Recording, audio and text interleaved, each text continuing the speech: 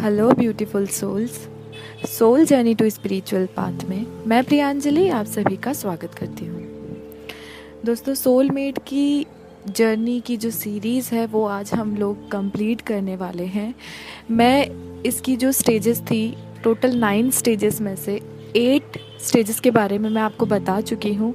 और उसके बाद एक सेपरेशन का जो फेज़ आता है वो क्यों आता है और उससे बाहर आपको कैसे निकलना है, ये भी मैं आप लोगों को बता चुकी हूँ। हमारी फाइनल इस वीडियो में मैं आपको 9th जो स्टेज है उसके बारे में, जो फाइनल स्टेज है यूनियन वाला, उसके बारे में मैं आप लोगों को बताने वाली हूँ। लेकिन उसके पहले एक बार, क्योंकि हम काफ़ी गैप के बाद में अपना ये वीडियो अपलोड कर रहे हैं, तो एक बार मैं रिवाइज़ करना चाहूँगी कि इसकी कौन कौन सी स्टेजेस होती हैं, जो आप डिटेल में मेरी पुरानी वीडियोस देख सकते हैं। इस वीडियो में मैं सिर्फ एक एक लाइन में एक एक स्टेज के बारे में आप लोगों को रिवाइज़ करवा देती हूँ। हमारी सोलमेट जर्नी की जो पहली स्टेज थी उसमें हम लोग हमेशा जो हमें पार्टनर मिलता है वो हमारे जितने भी एक्सपेक्टेशंस रहते हैं उस पर खरा उतरता है। मतलब हमें ऐसा लगता है ऐसा बंदा या बंदी हमें पहले कभी नहीं मिला। फिर सेकंड नंबर की स्टेज पे जब आप लोग एक दूसरे के लिए ऑनेस्ट होना शुरू हो जाते हैं, ऐसा लगता है आपको कि नहीं, अगर वो उसके मन में क्या है ये आपको नहीं पता, लेकिन आप अपने लेवल से उसके लिए एक ईमानदार व्यक्ति बनना शुरू हो जाते हैं। थर्ड नंबर पे आप लोग एक दूसरे पर डाउट बिल्कुल भी नहीं करते। मतलब पहले तो होता है शुरू में कि थोड़ा बहुत डाउट रहता भी होगा, लेकिन जब आप अपनी थर्ड स्टेज पे आते हो तो आप एक दूसरे के लिए आपके अंदर कोई डाउट नहीं होता।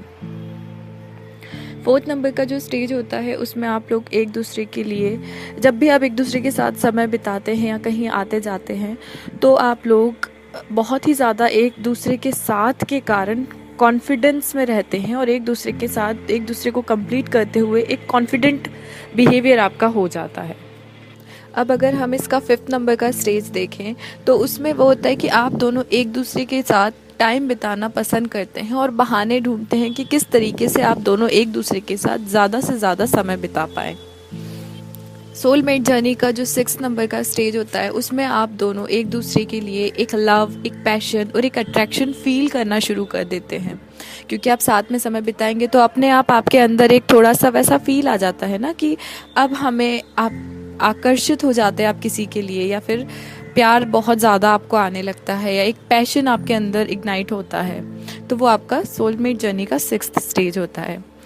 7 नंबर का जो स्टेज होता है उसमें ये कि आप दोनों एक दूसरे से हर एक थॉट, हर एक प्लानिंग, जो भी चीज़ें होती है ना, वो सब कुछ आप एक दूसरे से शेयर करना शुरू कर देते हैं।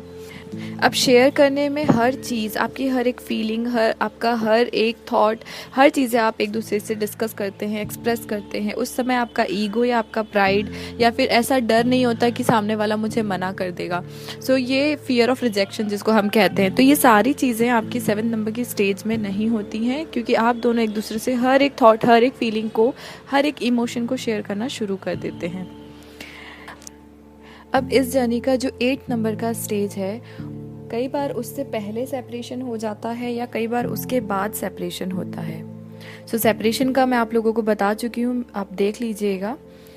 8 नंबर का जो स्टेज होता है उसमें आप लोग एक दूसरे के साथ फ्यूचर की प्लानिंग करना स्टार्ट कर देते हैं। मतलब अपनी फैमिली से मिलवाने का काम, अपने दोस्तों से, अपने नियर एंड डियर्स से आप अपने पार्टनर को मिलवाना शुरू कर देते हैं। इस वीडियो में अब हम लोग बात करेंगे कि हमारी सोलमेट जर्नी की जो फाइनल यूनियन का स्टेज होता है वो कब होता है और होने के बाद में आप दोनों की लाइफ किस तरह से स्पेंड होती है और दोनों एक दूसरे की सोल की जर्नी को कैसे एक असेंशन पे लेकर जाते हैं। सोलमेट जर्नी का जो 9th नंबर का स्टेज होता है वो ये होता है कि आप दोनों एक दूसरे के साथ जब होते हैं तो दोनों एक दूसरे की सोल को, क्योंकि ये सोलमेट जर्नी है, देखिए हर कनेक्शन सोल कनेक्शन होता है। मैं आपसे कह चुकी हूँ पहले भी, कई बार मैंने आपको बताया कि सिर्फ ट्विन फ्लेम जर्नी ही एक सोल का कनेक्शन नहीं है। आप लोग सोल से कहीं ना कहीं कनेक्ट होते हैं, तभी आप अपनी लाइफ में कार्मिक रिलेशनशिप में भी इन्वॉल्व होते हैं और आप अपनी सोलमेट जर्नी में भी आते हैं। जब आप अपनी सोलमेट जर्नी में होते हैं ना, तब क्या होता है कि आपका सोलमेट आपके अंदर की खूबियों को निकाल कर आपके सामने लाके खड़ा करता है।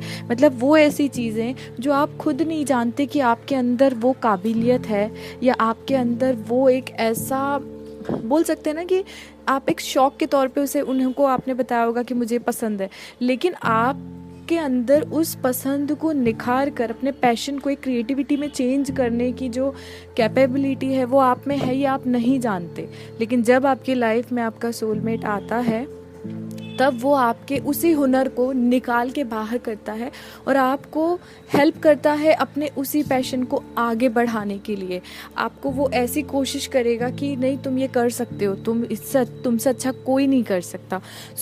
आप लोग ना अपने उसी पैशन को, जो आपके अंदर जो चीज़ें हैं जिनको आप नॉर्मल समझते हो लेकिन वो जानते हैं कि आप इसमें बेहतर कर सकते हो, तो आपकी लाइफ में वो ऐसी चीज़ें करेंगे कि आप अपने अंदर छुपे उस हुनर को बाहर निकालेंगे और आपका खुद का एक बेस्ट वर्जन जो है, एक बेस्ट यू, ठीक है, आपके अंदर के बेस्ट इंसान को निकाल के बाहर कर देंगे जो आप भी नहीं जानते कि आप अंदर से आपके अंदर ये काबिलियत है।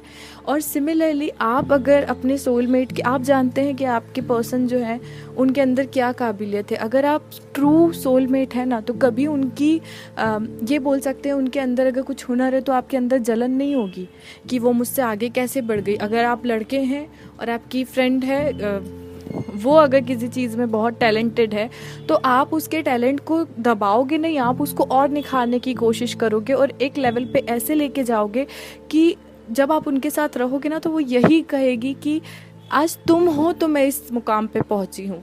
तो वो चीज़ कब होती है, जब आप ट्रू सोलमेट होते हैं तो आप एक दूसरे की सोल को एक तो पीस देने का काम करते हैं। जब सोल आपकी पीस में रहेगी, आपको इनर पीस होगा ना, तो आप खुद से आगे बढ़ेंगे। वही काम आपका सोलमेट करता है। और जब ये चीज़ होती है ना कि आप अपनी फैमिली से मिलवा के शादी हो जाती है आपकी, आप एक बहुत अच्छी लाइफ होती है आपकी।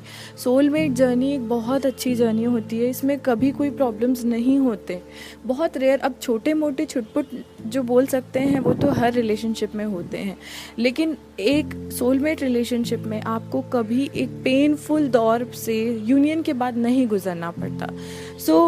ये बोल सकते हैं कि हाँ, अगर आपके कुछ कार्मिक स्टफ्स बाकी हैं तो कुछ पर्टिकुलर टाइम पीरियड के लिए आपको वो सेपरेशन भी हो सकता है, या फिर ये हो सकता है कि आप कांटेक्ट में रहें लेकिन एक दूसरे से दूर रहें।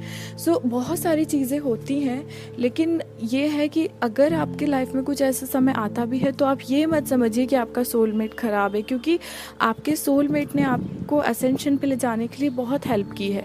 तो आप भी उसकी सोल की उसके लिए अच्छा सोचिए, आप अपने लिए अच्छा सोचिए। जो आपकी लाइफ में आपके कर्माज हैं, जो आपके कार्मिक साइकिल चल रहे हैं, उनसे बाहर निकलने की कोशिश कीजिए। बहुत अच्छा रिलेशनशिप होता है सोलमेट रिलेशनशिप। अगर अभी भी आप लोग किसी सेपरेशन फेज़ में हैं तो ये समझिए उस चीज़ को कि हो सकता है कुछ कर्माज आपके बाकी रह गए हों और कुछ कर्माज आपके पार्टनर के बाकी रह गए हों।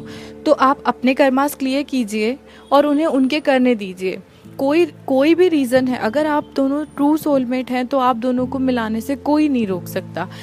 अगर वो पर्सन आपका कार्मिक होगा तो मुश्किल है कि वो वापस आए, वो तब आएगा जब उसे किसी चीज़ की नीड होगी।